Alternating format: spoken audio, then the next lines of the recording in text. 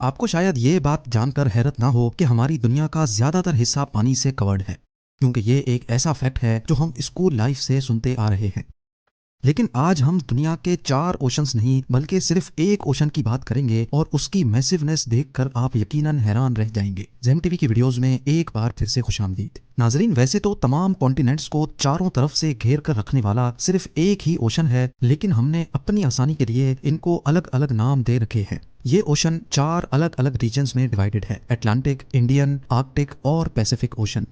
हम बाकी 3 ओशंस को हटाकर सिर्फ इस ओशन की बात करने जा रहे हैं जिसको पैसिफिक ओशन कहा जाता है।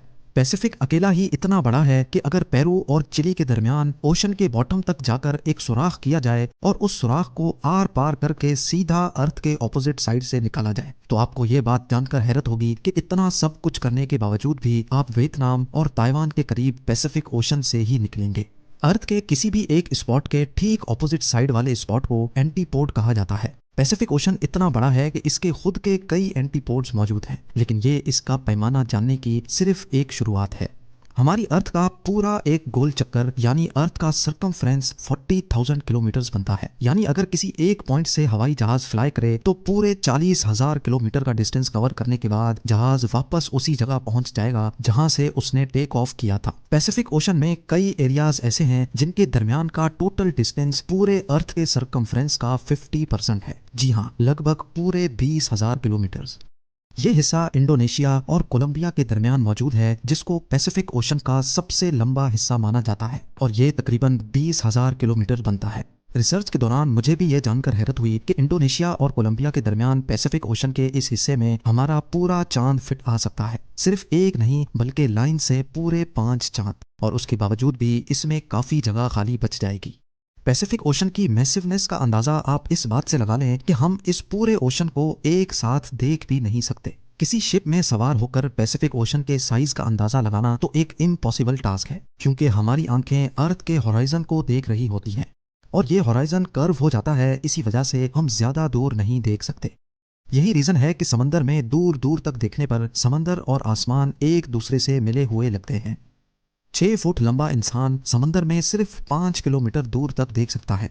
अगर उसके भी पार देखना हो तो किसी ऊंची जगह से देखना जरूरी हो जाता है। अगर समंदर के ऊपर किसी हवाई जहाज में माउंट एवरेस्ट जितनी ऊंचाई से भी देखा जाए तो हमें पैसिफिक ओशन सिर्फ 370 किलोमीटर दूर तक ही नजर आ सकेगा। यानी सिर्फ इतना दूर जितनी ये लाइन आप देख रहे हैं। ये तो हुई सिर्फ हवाई जहाज से देखने की बात। पैसिफिक ओशन को हम 400 किलोमीटर दूर आसमान में गर्दिश करते इंटरनेशनल स्पेस स्टेशन से भी एक साथ नहीं देख सकते। एक अंदाजे के लिए गूगल अर्थ का रुख करते हैं। ये है पैसिफिक ओशन में मौजूद एक आइलैंड जो बोरा बोरा के नाम से फेमस है। ये वो हाइट है जहां से नॉर्मली ड्रोन कैमरा देख सकता है। जूम आउट करके अब हम 10 किलोमीटर की उस हाइट तक पहुंच चुके हैं जहां से नॉर्मल कमर्शियल एयरप्लेन में बैठकर देखा जा सकता है। मजीद जूम आउट किया जाए तो 400 किलोमीटर की हाइट पर अब हम इंटरनेशनल स्पेस स्टेशन की ऊंचाई से पैसिफिक ओशन को देख रहे हैं। लेकिन अभी भी हमें पूरा पैसिफिक एक साथ नजर नहीं आ पा रहा। मजीद जूम आउट करके अब हम 10,000 टाइम्स और ऊपर चले जाते हैं। ये वो फाइनल पॉइंट है जहां तक गूगल अर्थ जूम आउट करने का ऑप्शन देता है, और यहां पहुंचकर हमने नोटिस किया कि अर्थ से 63,000 किलोमीटर दूर जाकर भी हमें 95% पैसिफिक ओशन नजर आ रहा है, जबकि सिर्फ 5% हिस्सा हमें जमीन का दिख रहा है। नंबर्स की बात की जाए तो Pacific ocean 16.5 crore square kilometres के एरिया पर फैला हुआ है। ये एरिया इतना जाइंट है कि इसमें पूरा north America, south America, Europe, Africa, Asia, Australia, Antarctica और ग्रीनलैंड भी फिट आ सकता है। कुल मिलाकर बात की जाए तो जहां पैसिफिक ओशन का एरिया 16.5 करोड़ स्क्वायर किलोमीटर्स है, वहीं अर्थ पर मौजूद सारी जमीन का कंबाइंड एरिया ही 14 करोड़ स्क्वायर किलोमीटर्स बनता है। यानी हमारी दुनिया की तमाम जमीन, सारे पहाड़, रेगिस्तान और जंगलात पैसिफिक ओशन में फिट आ सकते हैं, और उसके बाद भी इसमें इतनी जगह बच जाएगी जिसमें इंडिया जैसी 8 कंट्रीज फिट आ सके। याद रहे कि हम यहाँ 4 ओशंस में से सिर्फ एक यानी पैसिफिक ओशन के बारे में बात कर रहे हैं। कॉन्टिनेंट्स को हटाकर अब हम किसी और प्लेनेट की बात करते हैं। चले हम अपने पड़ोसी प्लेनेट मार्स की एग्जांपल लेते हैं। मार्स का total area 14.8 crore square kilometres है। अगर पैसिफिक ओशन के पानी का पूरे मार्स प्लेनेट से मुकाबला करवाया जाए तो हैरत अंगेज तौर पे पूरा का पूरा मार्स, इसमें मौजूद तमाम क्रेटर्स और माउंटेन्स सब के सब पानी में कई 100 फीट तक डूब जाएंगे। अभी तक हमने पैसिफिक ओशन के सरफेस यानी इसकी सतह के बारे में बात की है। जितना बड़ा ये ऊपर से दिखता है उससे भी कहीं ज्यादा ये गहरा भी है। पैसिफिक ओशन में चैलेंजर डीप ट्रेंच के नाम से पहचाना जाने वाला पॉइंट अभी तक ढूंढा जाने वाला सबसे डीपेस्ट पॉइंट है, जो समंदर की सतह से 11 किलोमीटर नीचे है। और पैसिफिक का ये गहरा तरीन पॉइंट कोई अकेला नहीं है।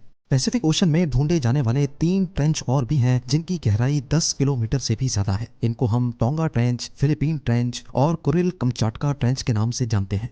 अब जानते हैं पैसिफिक ओशन के बारे में चंद लाजवाब फैक्ट्स। आज से 509 साल पहले फर्डिनेंड मैगेलन नामी यूरोपियन शख्स ने पूरा पैसिफिक ओशन पार किया था और उसी ने ही इसको पैसिफिक का नाम दिया था, जिसका मतलब है पीसफुल सी।